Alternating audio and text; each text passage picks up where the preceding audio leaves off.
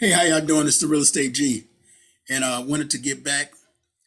Right now, you should have your purpose down. You know your goals, short-term goals, midterm goals, long-term goals. Have that established.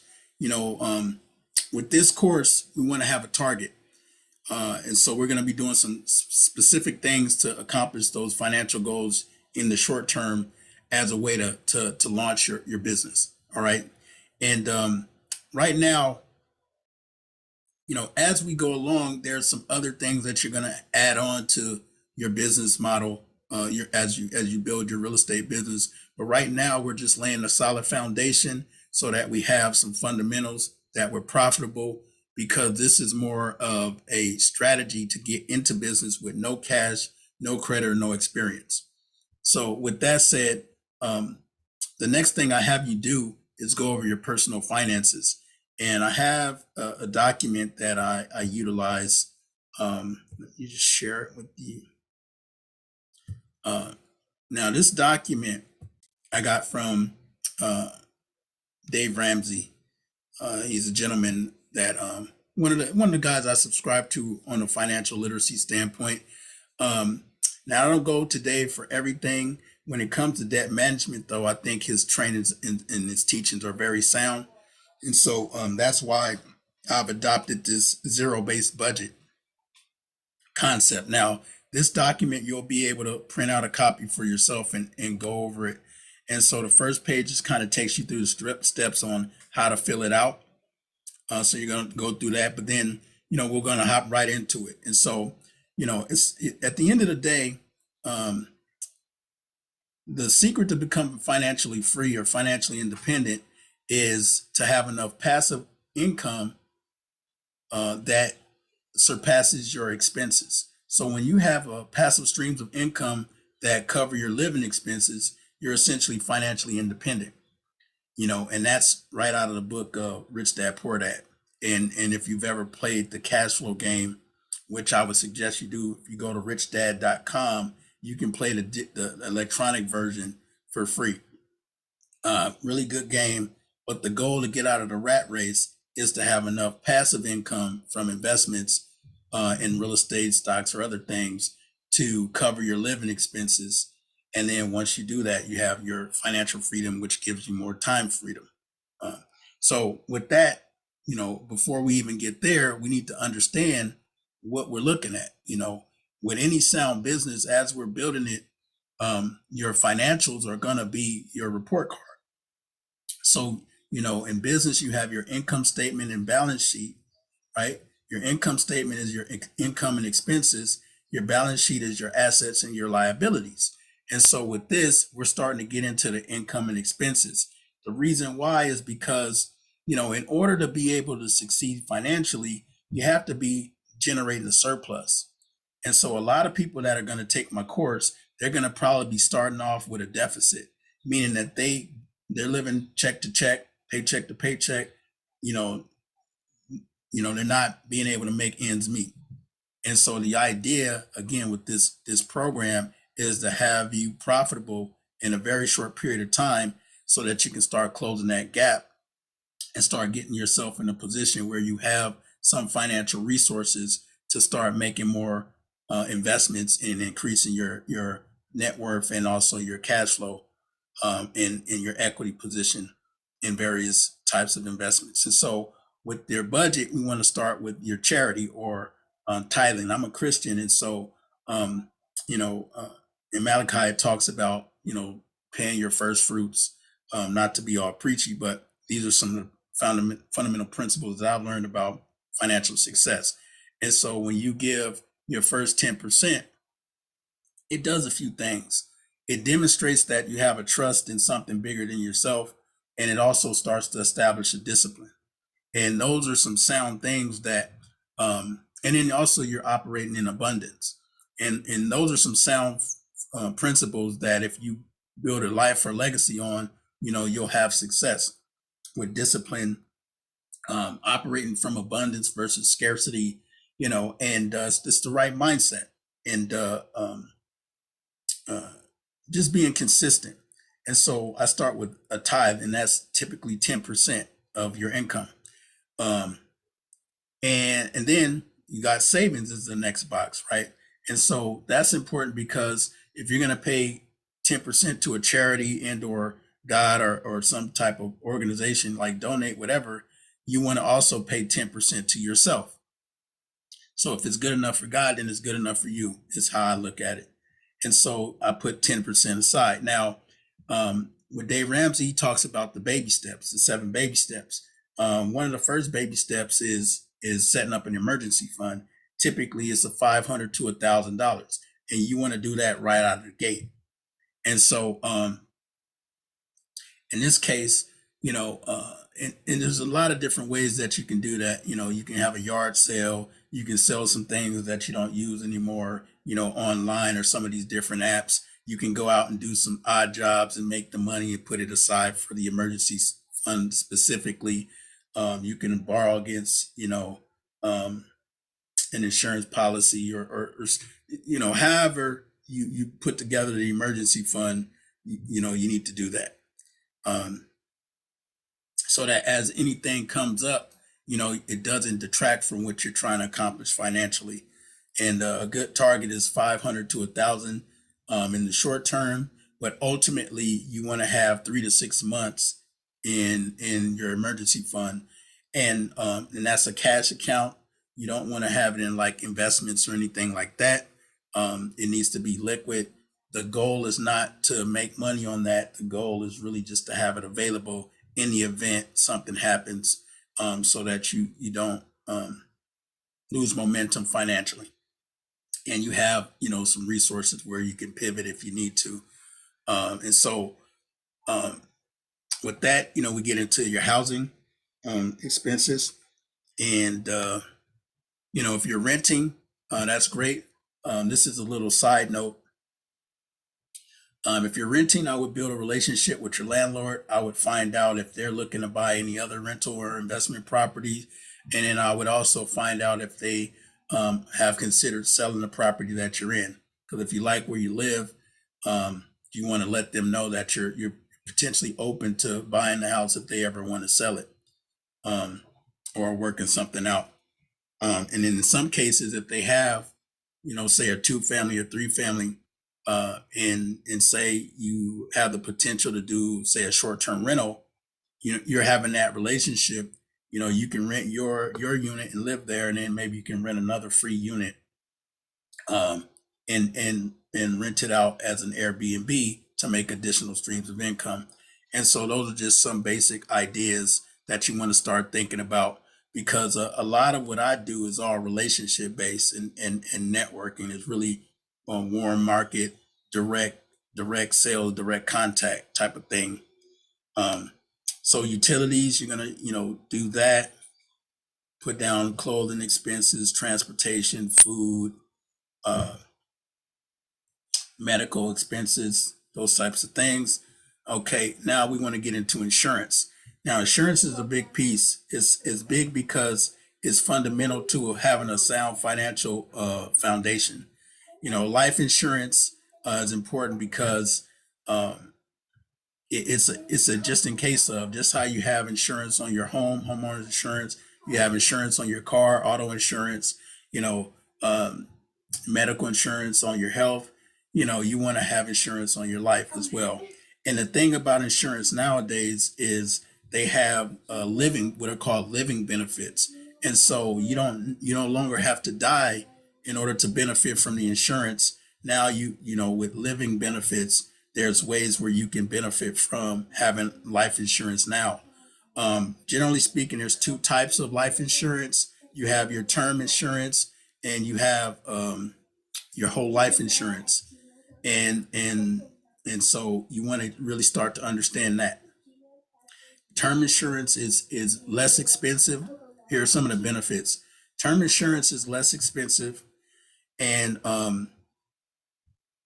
you can get more coverage for less money. Whole life insurance is meant to be in place for your whole life, and with whole life insurance, it has what's called a cash value that builds up. I don't call it an investment account. It's more like a savings account. The reason why I don't call it an investment account, because it doesn't perform like other investments. but there are some other benefits to leveraging whole life policies, um, like infinite banking strategies, bank on yourself strategies. So those are some things that you want to look into. That strategy is not for everybody. I would be careful if you want to implement it. Make sure you're finding people that have um, results. Actually, have clients that are fundamentally using that strategy now, not down the road. But I don't want to get too deep into that. I just want to, you know, just mention it so you're exposed to the concept. The other thing about insurance is fundamental to protecting your net worth and your assets, because it avoids probate. The death benefit goes to your dependents upon your passing, which is um, important because probate is one of the biggest threats to a person's nest egg, and one of the biggest threats to leaving generational wealth. And so there's two things typically that avoid probate, and that's insurance, and also or life insurance, and also a trust, living trust, other types of trust structures. And so between those two, you really want to have them in place now. Typically, what you'll find from attorneys and or accountants is they'll tell you, oh, you don't have enough assets to where it would make sense to set up a trust. However, I would disagree, um, just off of principle. If the goal and intention is to build wealth and leave a legacy, then it makes sense to have the right vehicles as you start accumulating those assets. If you're following me, and so you don't want to wait until you accumulate the assets. You create a clearing for you to create the assets because it also backs up an intention. You know, and there's other things that you have that are of value that you want to start being mindful of, like your intellectual property, patents, trademarks, copyrights, social media documents and information, photos, all these things. You want to start to organize it and have it in one place so that if something were to happen to us, our loved ones know what's going on and they have access to this information, and it doesn't require a whole lot of involvement of the courts. Now, I do want to say a disclaimer. I'm not giving legal advice. I'm not giving tax advice. I'm not an accountant or an attorney. I hire accountants and attorneys. So the advice and information that I'm giving and sharing with you is based on my personal experience and the information that I've gotten from both my legal counsel and financial counsel, um, and just through life experience. Uh, so you got recreation, you got personal items, just miscellaneous types of items that you're going to write down. And then you got your debt. And the debt, again, this is something you just want to acknowledge it, car payments, credit cards, student loans, those types of things, other personal debts, those types of things. So you want to have all this stuff. So now you're aware, right? This budget is not about being frugal. It's not about cutting your expenses. It's about being aware of how your money flows. Creating wealth is about cash flow. And in order to to increase your cash flow, you need to understand how your cash is flowing, because that's the key. Like when I say it's not about being frugal, if you read Rich Dad Poor Dad, then you understand there's three different types of cash flow patterns. And you have the cash flow pattern of the poor, you have the cash flow pattern of the middle class, and you have the cash flow pattern of the rich. Now, in my opinion, you really just have two cash flow patterns. You have the cash flow patterns of the poor and then the rich. The middle class, typically, in most cases, they have the same cash flow pattern of the poor. It's just the things that they're spending money on have other intrinsic value. And so it adds to the balance sheet and their asset column. But those particular purchases aren't necessarily assets that generate income or revenue. And so it's just a good point to understand, because In order to create wealth, you want to understand the difference between assets and liabilities, and then you want to buy income producing assets. And that's income producing assets. So that's assets that put money in your pocket versus liabilities that take money out of your pocket.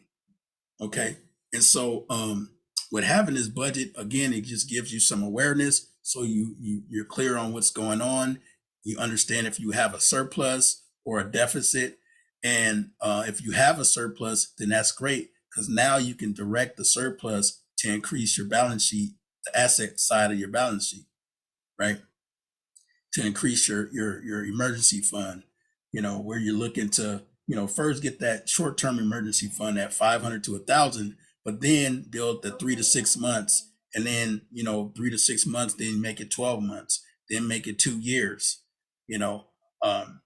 because the more money you have stowed away and the more cash flow you have coming in residually, the more financial freedom you have. And that's how you can kind of dictate how wealthy and or financially successful you are. That's how you keep score, right? That's how your banker will keep score. And so when it comes time to start getting funded in different things, your financials are sound, and you won't have a problem getting yeses and getting the money. And so with that said, that's the budget. Take a minute, fill that out so you know whether you have a deficit or surplus. In the event that you have a deficit, that's great, because now you've identified exactly what that deficit is. Then now we can be intentional about making up the difference and closing that gap. So for example, if it's $200 that you're short every month when you do your budget, now you can be intentional about generating the $200. It could be, overtime. It could be, a little side hustle, or driving Uber or Lyft, or, DoorDash or something like that. And you can manage your time in relationship to filling the gap, if that makes sense. And so, just something to be aware of. The last point that I want to make is, a lot of times when we're going over our budget and we're looking at cutting back. So, okay, I go to, Dunkin' Donuts every day, or Starbucks every day, and I want to start saving money. So rather than go to Starbucks, I'm going to, buy coffee and make it at home, and I'm quote unquote saving money. Now, this is a principle that I want you to understand and hear me. You're not saving money unless you're saving money. And so when you have a budget, now you know how much money you spend on any one item. You have a target. So for example, in my grocery budget, I have $400 set aside. So that's $100 a week. If I go to buy groceries this week and I only spend $50 this week, then I've essentially saved $50. But in order to truly save the $50, I have to take that $50 and I have to apply it to my either savings account or my investment account. The other point that I'm going to make is, when it comes to saving, the reason why we're saving is, one, to have that emergency fund, and we're also saving to invest. So I don't believe in just saving to save. I believe in saving to invest. And there's two things that I invest in all the time. That's physical investments and education, because I believe we are our biggest assets. And so the money that you spent on this course was an investment in self. And you can't go wrong when you invest in yourself, because you're in control of the results and the return that you get on that investment 100% of the time. Okay. And so it's important that you understand that you want to put money in your bank account, but then you also want to make some deposits in your knowledge bank as well. And that's what I call my different programs, my memberships, the different courses. I'm making deposits in my knowledge bank because I get great returns on the resources that I have in my knowledge bank. And so I thank you. Hope you got a lot out of this, and I hope this serves you.